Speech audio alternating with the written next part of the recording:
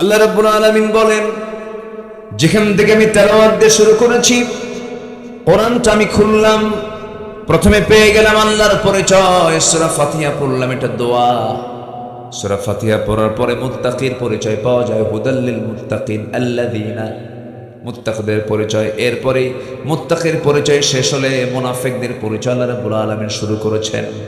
আমার বন্ধুগণ, মুত্তাকি হওয়ার জন্য মুনাফিকি ছেড়ে দিতে হবে, মুত্তাকি হওয়ার জন্য ফুসুকি ছেড়ে দিতে হবে, মুত্তাকি হওয়ার জন্য মুনাফিকি ছেড়ে দিতে হবে, মুত্তাকি হওয়ার জন্য কুফরি ছেড়ে দিতে হবে, মুত্তাকি হওয়ার জন্য ফুসুকি ছেড়ে দিতে হবে, মুত্তাকি হওয়ার জন্য মুজরিম পাপ কাজ ছেড়ে দিতে হবে। মহান রব্বুল আলামিন সুন্দর করে বলছেন, ইন তাজতানিবু কাবাইরা মা তুনহাউনা আনহু নুকাফির আনকুম সাইয়্যাতিকুম ওয়া নুদখিলকুম মুদখালান কারীমা। জোরে বলুন আল্লাহু আকবার। বান্দা, তুমি যদি বড় বড় কবিরা গুনাহগুলো ছেড়ে দাও, ছোট ছোট গুনার দিকে আমি আল্লাহ তাকাবই না। আমি আল্লাহ তোমার তামাম জিন্দেগীর সমস্ত গুনাহগুলোকে মাফ করে সম্মানজনক জান্নাত আমি তোমাকে বুঝাইয়া দেব তোমার হাতে। জোরে কোন সুবহানাল্লাহ। শর্ত হলো বড় বড় কবিরা গুনাহগুলো ছাড়তে হবে। কবিরা গুনার মধ্যে এক নম্বর কবিরা গুনাহ হলো কুফরি করা। কি করা? কুফরি করা। আল্লাহ রাব্বুল আলামিন সূরা বাকারার 6 নম্বর আয়াত, কয় নম্বর? আমি যে একটু আয়াত বলতেছি, রাগ করতেছেন নাকি আপনারা? আয়াত যত বেশি বরকত তত বেশি, আয়াত নাই বরকত নাই। আল্লাহ রাব্বুল আলামিন বলেন, ইন্নাল্লাযীনা কাফারু সাওয়াউন আলাইহিম আআনযারতাহুম আম লাম তুনযিরহুম লা ইউমিনুন। যারা কুফরি করে আপনি তাদেরকে সতর্ক করেন আর নাই করেন, কোনো কাজ হবে না, দুটো একই কথা। তারা কখনো ঈমান আনবে না। আমাদের সমাজে কিছু লোক আছে, হাজারবার বুঝান কোনো কাম হবে না। আল্লাহর দল করো, আল্লাহর দল করো। কিছু লোক আছে নামাজ পড়বো, রোজা রাখবো, আবার আল্লাহর দল করা লাগবে কি?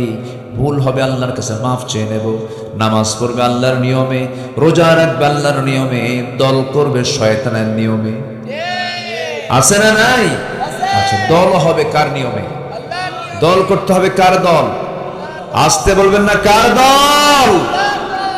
আল্লাহর দল। এদেশে বহু দল আছে, এর মধ্যে সর্ববৃহৎ 4টা দল। নাম বলার দরকার নেই, বুঝে নেবেন তো, সবাই তো জানেন। এদেশে অনেকগুলো দলের ভিতরে বৃহত্তম 4টা দল আছে, জনসমর্থন যাদের মোটামুটি আছে। 4টা বৃহৎ দল। এই 4টা বৃহৎ দলের মধ্যে আবার কিছু ইসলামী দল আছে, আবার কিছু আছে অন ইসলামী দল। আছে না নাই বলেন তো? আছে। যে দলটা স্বীকার করে ফেলে যে আমরা ইসলামী দল না, নন ইসলামিক পার্টি, অন ইসলামী দল। আর কিছু দল তারা বলে না, আমরা ইসলামী দল, আমরা ইসলামকে প্রতিষ্ঠা করতে চাই। আছে না নাই বলেন? আচ্ছা, তো আমি মুসলমান হিসাবে আমার কি ইসলামী দল করা দরকার না অন ইসলামী দল করা দরকার? বলেন বলেন বলেন। আগে প্রথম প্রশ্ন করি, দলটা করা কি?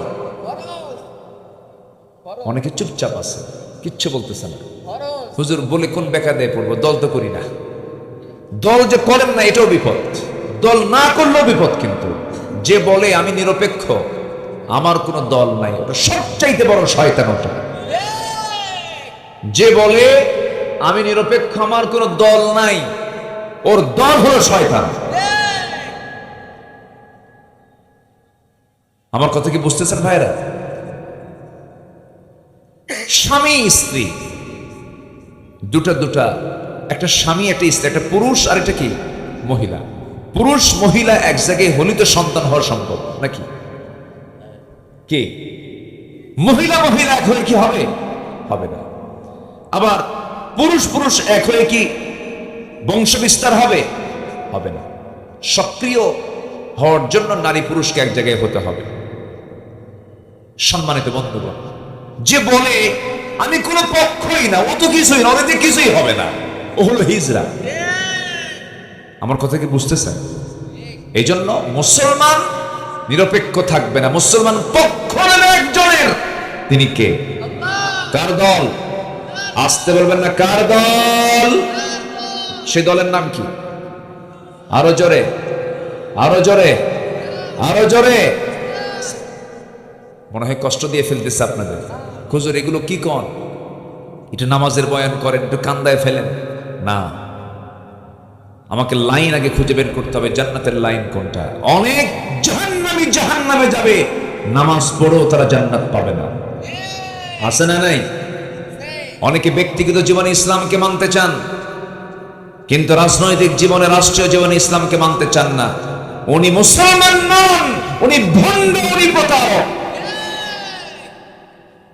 ক্লিয়ার কথা, নির্ভেজাল কথা বলছি। পছন্দ হলে আলহামদুলিল্লাহ, না হলে আলহামদুলিল্লাহ। কথা ক্লিয়ার হওয়া উচিত। কোরআন ক্লিয়ার কথা বলে দেয়। দেখেন আল্লাহ আরো কি ক্লিয়ার বলতেছে, দেখেন, আমার না কথা, কোরআন বলতেছে। কোরআন সুন্দর করে বলে দিচ্ছে, وَمَن يَبْتَغِ غَيْرَ الْإِسْلَامِ دِينًا فَلَن يُقْبَلَ مِنْهُ وَهُوَ فِي الْآخِرَةِ مِنَ الْخَاسِرِينَ। দল হিসাবে, পার্টি হিসাবে, জীবন বিধান হিসেবে যারা ইসলামকে ছেড়ে দিয়ে অন্য কোন দলকে গ্রহণ করবে, নন ইসলামিক পার্টি করবে, অন ইসলামী দল যারা করবে, ইসলামী দল বাদ দিয়া, আল্লাহ বলছেন ওর নামাজ, ওর রোজা, ওর হজ, ওর যাকাত, ওর দান সদকা, মসজিদ মাদ্রাসা নির্মাণ করা, মাহফিল করা, কোনো কিছু কবুল হবে না যদি সেই ইসলামী দল না করে। এই জন্য দল করতে হবে কার? আসতে বলবেন না, কার? ইসলামটা এসেছে কার পক্ষ থেকে? আদমের দলের নাম কি ছিল? জোরে জোরে জোরে জোরে, আমাদের বাপকে বলেন। আদম বলেন, আমাদের বাপকে। আদম, তার দলের নাম কি ছিল? আমার নবীর নাম কি বলুন? মুহাম্মদ সাল্লাল্লাহু, তার দলের নাম কি ছিল? ইসলাম। জাতির পিতাকে আরো জোরে, এটা তো 16 বছর আটকে রাখছিল। এটা 16 বছর আটকে রাখছিল না একটু?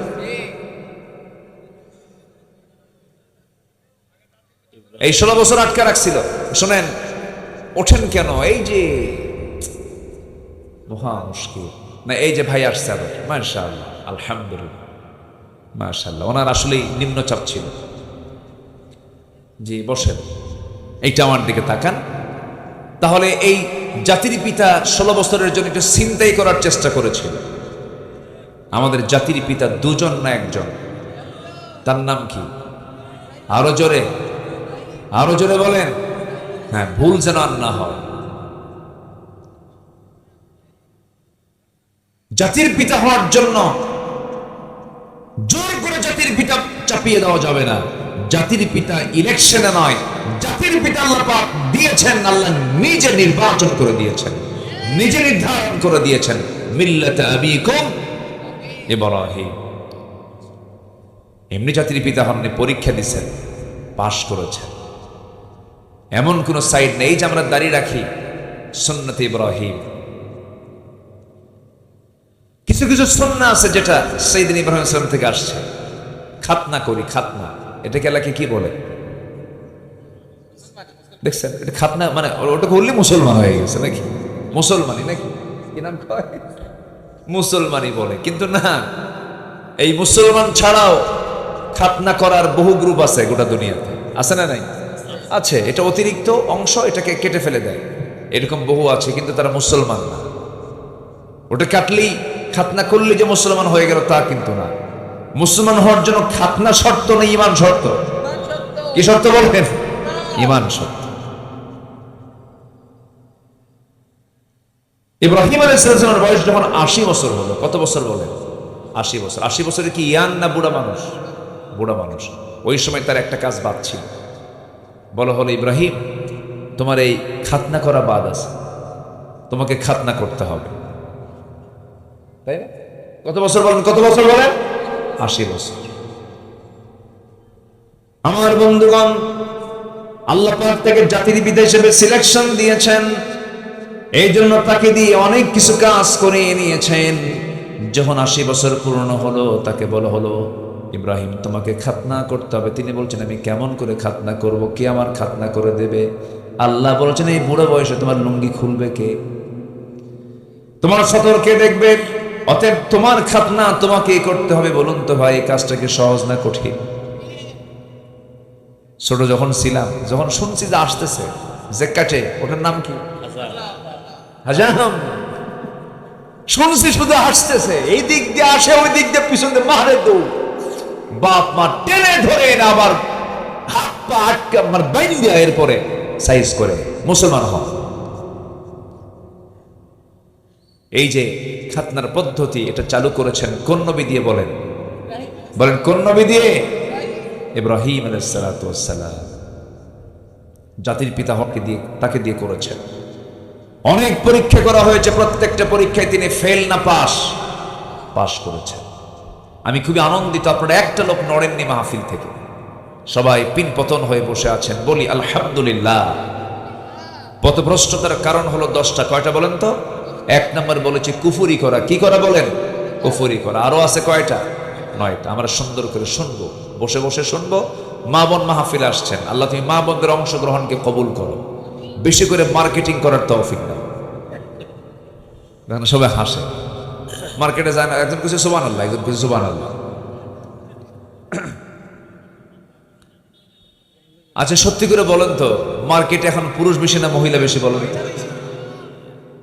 মেয়েরা সব মার্কেটে ঢুকছে আর পুরুষরা সব হাতে চুড়ি দিয়ে বসে আছে। যাও, গো টু মার্কেট। হ্যাঁ হ্যাঁ, না গেলে পছন্দ হয় না। স্বামীকে এক ধমক দিয়ে কাট করে থুয়ে দেয়। তুমি কি মার্কেট বুঝো কিছু? তুমি তো সংসারে আগুন ধরায় দিছো, মার্কেট বুঝো তুমি?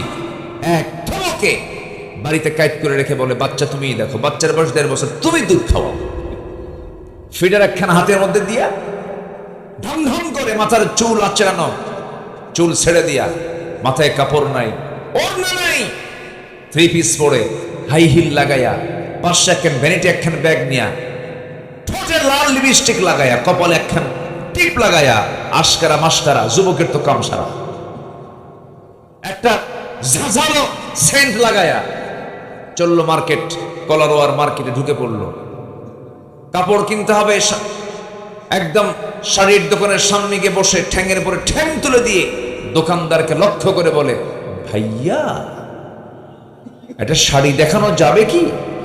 দোকানদারও কম না, দোকানদার সঙ্গে সঙ্গে একখান শাড়ি বের করে নিজের দেহের সঙ্গে লটকায় দিয়ে বলে, আপা এই শাড়ি কিন্তু আপনাকে দারুণ মানাবে। ওটা আরেক বদমাইশ আছে না নাই? এই নোংরামি ইমানদার করতে পারে না, এই পর্দাহীনতা ইমানদার নারী করতে পারে না। আমার মা, আপনার কথারও পর্দা আছে, দেহ তো দূরেই থাকলো, আপনার কথার যে সৌন্দর্য, এটাও পর পুরুষকে দেখানো যাবে। আসতে বলে দেখানো যাবে। وقل قولا معروفا فيطمع الذين في قلبه مرض। যাদের অন্তরে রোগ আছে, কথা শুনলেও ওর মধ্যে ইশক জাগে। এটা ভাবতে হবে, ঠিক আছে না? যখন কোনো পুরুষ আপনাকে বলবে আপনার কথা তো খুব সুন্দর, তখন ভাবতে হবে আপনার কথার বিকৃতি আনতে হবে, আপনার কথার সৌন্দর্য রক্ষা করা যাবে না। যত সুন্দর করে কথা বলবে নারী, কার সাথে? পর পুরুষের সাথে। কার সাথে?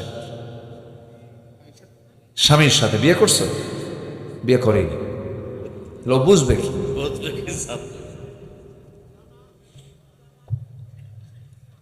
দেখছেন, বুঝবে কি জ্বালা কি জিনিস? দেখেন, বিয়ে শাদী করে এখন বইয়ের দিকে দোষ চাপায় দিচ্ছে। আমার মা, শুনে রাখেন, বাড়িতে সাইজ করতে হবে কিন্তু। স্বামী স্ত্রীর যদি ইসলাম থাকে, স্বামী স্ত্রীর মধ্যে, আল্লাহর কসম করে বলি, যে স্বামী স্ত্রীর মধ্যে ইসলাম থাকবে, ওই স্বামী স্ত্রীর দাম্পত্যময় জীবন হবে জান্নাতের টুকরা। বলি আলহামদুলিল্লাহ, জোরে বলি আলহামদুলিল্লাহ। ইমান টিকে রাখবেন, ইসলাম রাখবেন, সব কাজে বরকত দিয়ে ভরপুর করে দিবেন। তিনি আমার কে? আল্লাহ পাক। আমার বন্ধুগণ, পথভ্রষ্টতার দিকে যাওয়া যাবে না, কুফরির দিকে যাওয়া যাবে না। ইমানের সঙ্গে এটা সংঘর্ষে। কুফরিটা কি? কুফরি হলো যে আল্লাহর বিধানকে অবিশ্বাস করে, যে আল্লাহর আইন কানুনকে অমান্য করে, আল্লাহর বিধানকে মেনে নিতে পারে না, আখিরাতকে বিশ্বাস করতে পারে না, পর্দার নিয়মকে মানতে চায় না, দ্বীনের নিয়মকে মানতে চায় না। এই ধরনের লোকগুলোকে আপনি যতই সতর্ক করেন, হে রাসূল, আনযারতাহুম আম লাম তুনযিরহুম সাওয়াউন আলাইহিম, তাদের কাছে সমান কোনো কাজ হবে না, তারা কখনো ঈমান আনবে না।